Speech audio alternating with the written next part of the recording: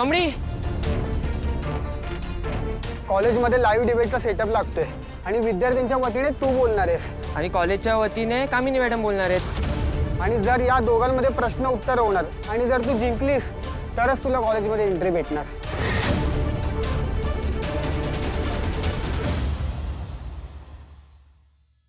कमळे, काय झालं? तू टेन्शन घेतलंस का?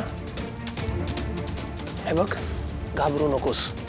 तुझी बाजू सत्याची आहे एवढंच लक्षात ठेव. बरोबर आहे सर तुमचं. सत्याला कशाची भीती? ठीक आहे, मी त्यांच्या सगळ्या प्रश्नांची उत्तरं द्यायला तयार आहे.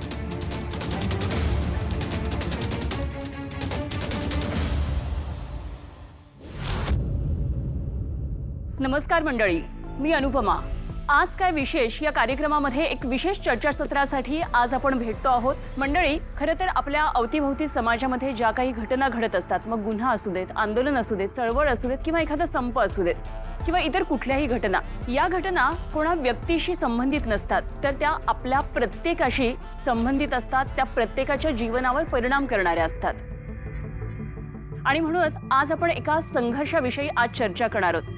आणि हा संघर्ष आहे एका विद्यार्थिनीचा आणि व्यवस्थापनाचा. या चर्चासत्रात आपल्याबरोबर सहभागी आहेत कामिनीजी.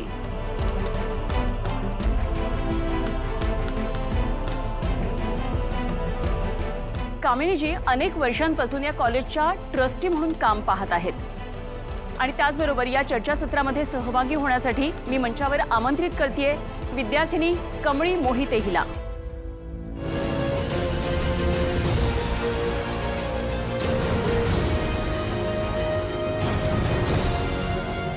अरे बापरे अनिका, या अँकरने कमळीच्या आंदोलनाला स्टंट म्हटलं ना, म्हणून ही वेडी मुलगी पळून गेली.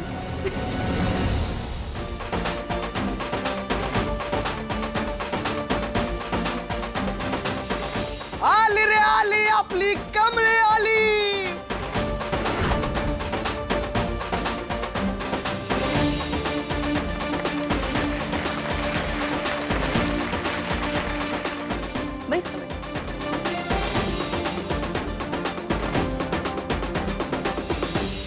मंडळी, हा संघर्ष आहे कमळी आणि तिच्याबरोबर असलेल्या विद्यार्थ्यांचा आणि मॅनेजमेंटचा.